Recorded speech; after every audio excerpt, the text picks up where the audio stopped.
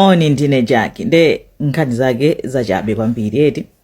I think either 2 months ago kapena last month tinakamba za ku Zambia kuno ndi mayi wina anachoka pa khomo pake kusiyana ake amuna ake amapita kunsika. Wafika umeneko anakumana ndi nyamata wina wache, nyamata uja kuyamba kufuula kunena kuti andibera maliseche, and just like that mobu anthu anathamanga kuyamba kumenya mayi uja mpaka anamupha. Just like that mayi wasiya banja lache amupha.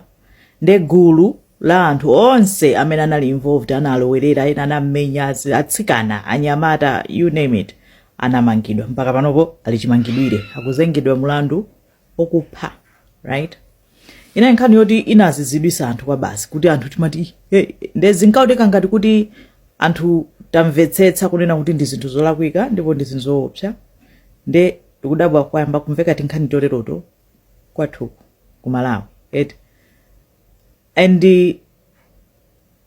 ineyo sindimvetsetsa kunena kuti munthu angangoyima apo kunena kuti andibera maliseche basi anthu kuyamba kutani kummenya munthu wina.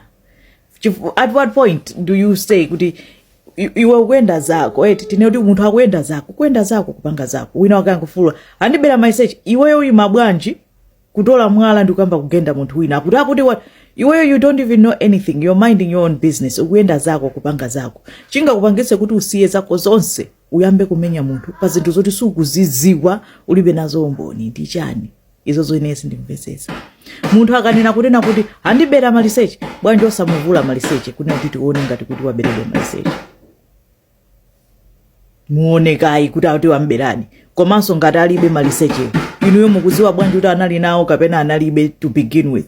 Nanga mamudziwa munthu kuti simukumuziwa mudamuona apo simunamuonepo mwina alibe maliseche yondikali mudziwa bwa komanso iwo akudziwa bwanji kuti waba maliseche ngati maliseche abedwa mudziwa bwanji kuti waba ndi uyoyo amene mukumulonzayo. How do you know?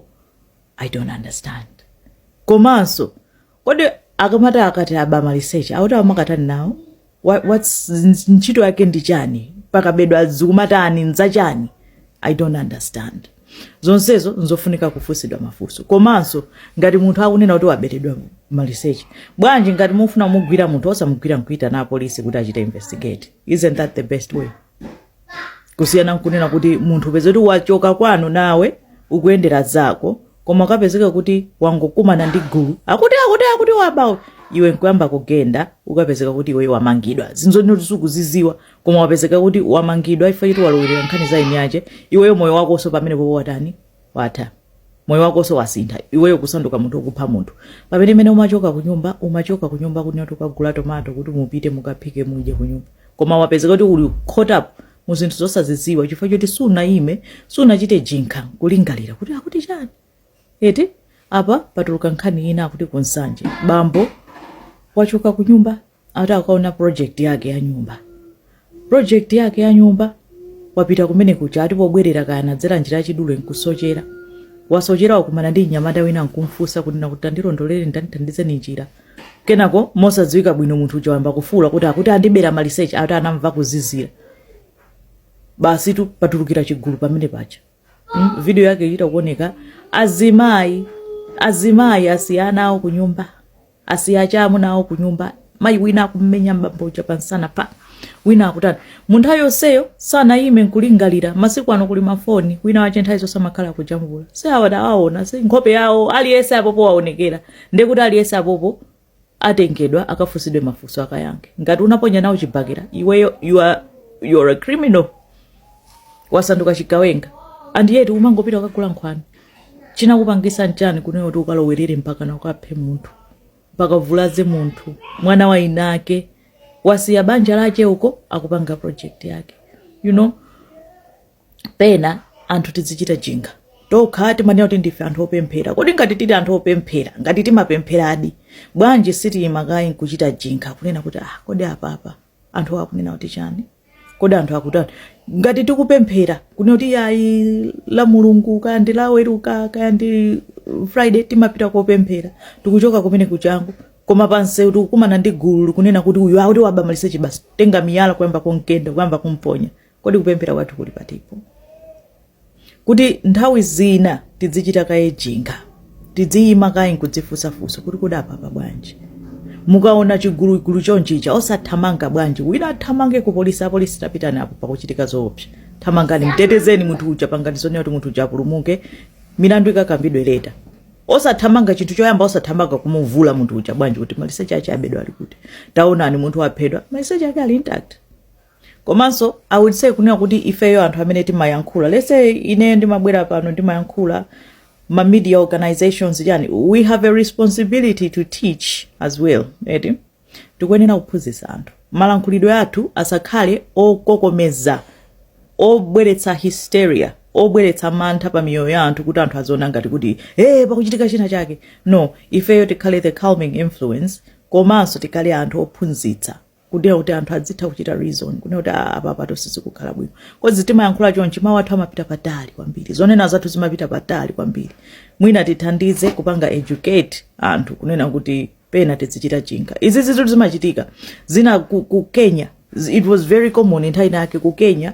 Mukangozungulirapo akuti agwira afiti muona azimayi atatu alozedwa dzala akuti ndi afiti achikulire, anthu amatenga azimayi acho opanda kufusa mafuso awamenya kena kwa wakoleza moto.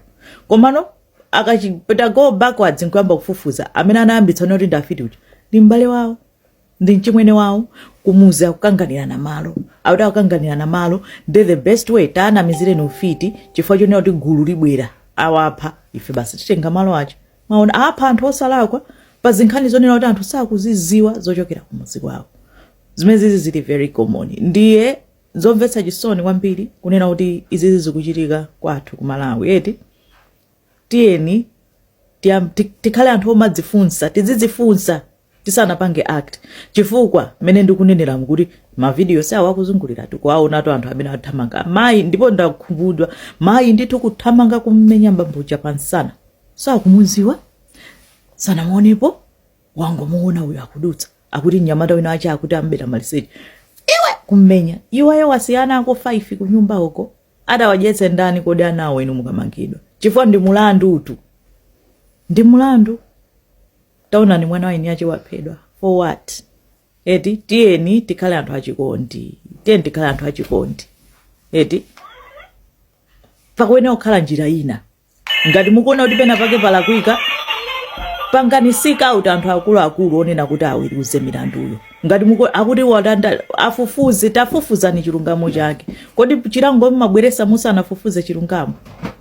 Eti nkhani yandimvetsa chisoni kwambiri akuti bambo amene waphedwa dzina lake ndi Madalitso, mzimu wake uuse mutendere, and condolences kwa abale yake.